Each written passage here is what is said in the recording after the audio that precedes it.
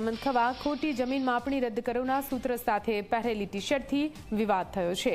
ધારાસભ્ય હેમંત ખવાએ વિરોધ સાથે પ્રિન્ટેડ ટી શર્ટ પહેરતા અધ્યક્ષે ટકોર કરી હતી।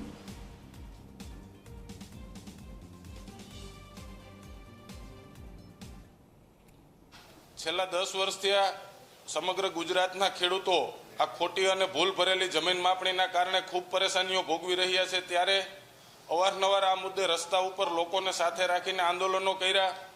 25,000થી પણ વધારે અરજીઓ એકમાત્ર જામનગર જિલ્લામાં અમારા દ્વારા કરાવવામાં આવી। ત્યારબાદ પણ સરકારના પેટનું પાણી હલતું નથી। જે યોજના 4 વર્ષમાં સરકાર દ્વારા પૂરી કરી એ યોજનામાં ભૂલો સુધારવા માટે છેલ્લા 10 વર્ષથી આ સમગ્ર તંત્ર કામ કરી રહ્યું છે। ત્યારે પણ આજે જામનગર જિલ્લામાં 83,000થી પણ વધારે અરજીઓ થઈ। એ પૈકી 13,000 અરજીઓનો માત્ર નિકાલ થયો છે।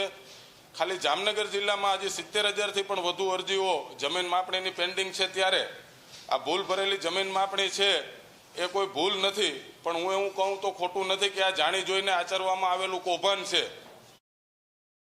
ભારતીય જનતા પાર્ટીના મળતિયાઓને લાભ ખટાવવાના હેતુથી સરકાર દ્વારા ગામડાઓથી રોડથી દૂર જમીનો જે હતી એને પ્રમોલ્કેશનના ઓઠા હેઠળ ગામની નજીક બેહાડી દેવામાં આવી, હાઈવે ટચ કરી દેવામાં આવી। જો આના અંગે યોગ્ય તપાસ થાય તો અત્યાર સુધીનું ગુજરાતનું સૌથી મોટામાં મોટું કૌભાંડ આ સાબિત થાય એમ છે। ત્યારે ખેડૂતોનો અવાજ સરકાર સુધી પહોંચાડવા માટે આજે વિધાનસભા ગૃહમાં ખોટી જમીન માપણી રદ કરોની સાથે રજૂઆત કરવા ગયા।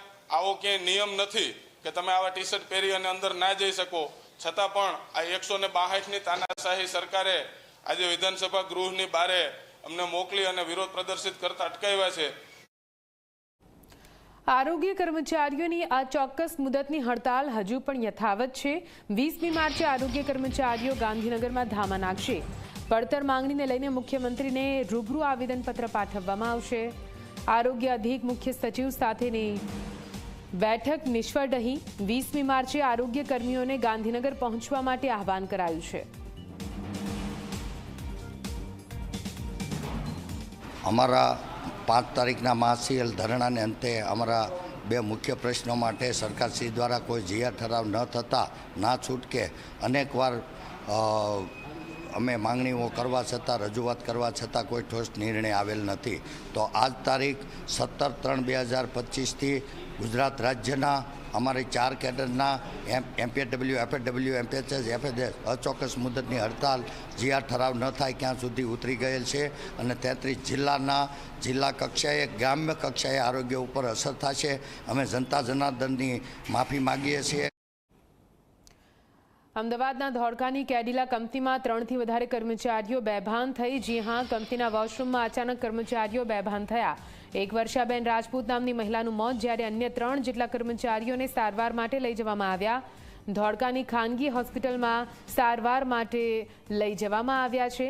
હોસ્પિટલ ખાતે કેડિલા કંપનીના જવાબદાર સત્તાધીશો અને લોકોના ટોળા ભેગા થયા। બેભાન થવાનું કારણ અકબંધ છે। પેનલ ડોક્ટર પોસ્ટમોર્ટમ કર્યું છે।